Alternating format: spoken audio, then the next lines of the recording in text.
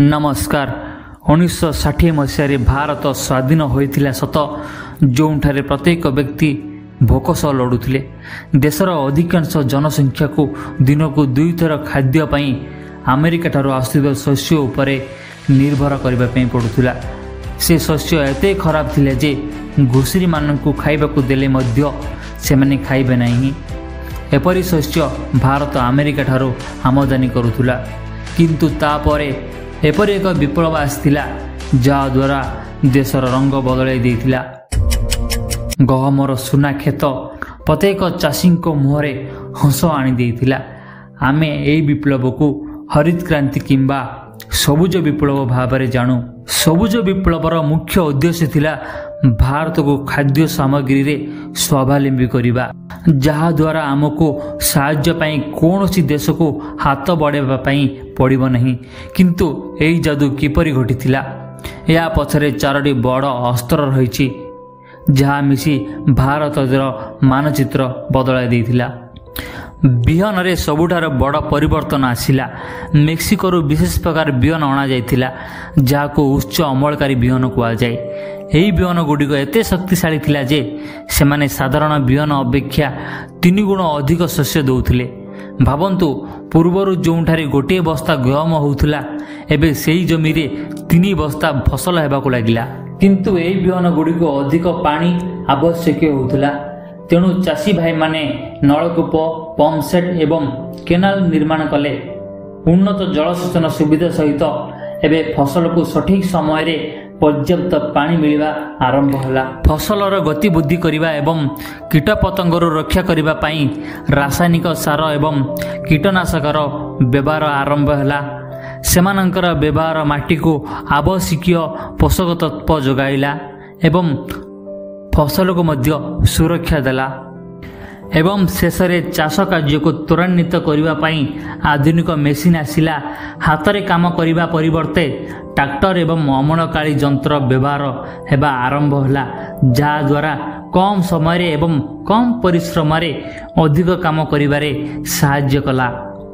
एही महाक्रांतिर 2टी सबुठार बड़ मुह थिला डॉक्टर नॉर्मन बोरलाग, जे याकू विश्व आरंभ करथिले, एवं आमर निजस्व डॉक्टर MS जे भारत तांकर दृष्टिकोण आनिथिले स्वामीनाथन, जाको भारत रे सबुज विप्लवर जनक कुआ जाए। एही विप्लवर प्रभाव तुरंत दृश्यमान हला। किछि वर्ष मध्य भारत रे गहमर उत्पादन 3 गुण वृद्धि पाइला। आमे केवल आत्मनिर्भरशाली हेलु नहीं, बरम अन्य देश को शस्य रप्तानी मध्य करिबारे स्वावलंबी हेलु। क्षुधा आशंका कमिगला एवं कृषक भाई मानक आय वृद्धि पाइला। ग्रामांचल नूतन नियुक्ति सृष्टि हैला एवं भारतर अर्थनीति एक नूतन दिग मिलीगला। एही विप्लवर प्रभाव तुरंत दृश्यमान हला। किछि वर्ष मध्य भारत रे गहमर उत्पादन 3 गुण वृद्धि पाइला। आमे केवल आत्मनिर्भरशाली हेलु नहीं, बरम अन्य देश को शस्य रप्तानी मध्य करिबारे स्वावलंबी हेलु। क्षुधा आशंका कमिगला एवं कृषक भाई मानक आय वृद्धि पाइला। ग्रामांचल नूतन नियुक्ति सृष्टि हैला एवं भारतर अर्थनीति एक नुआ दिग मिलीगला।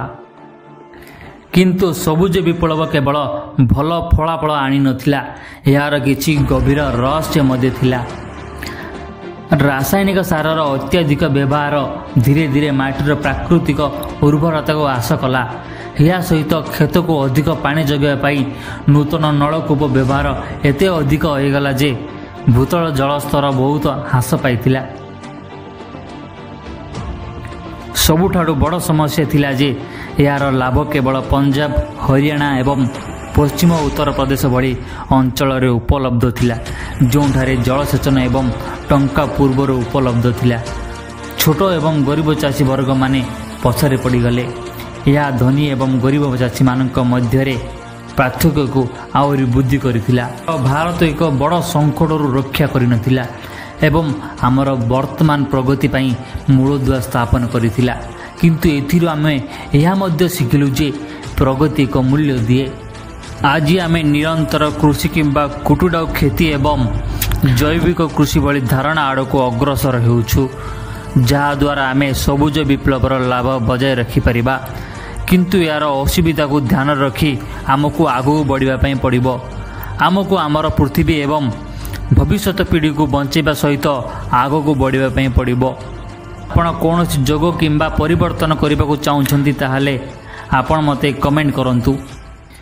हरित क्रांति विषय आपणकर मतामत कौन दयाकोरी आमको कमेंट करंतु।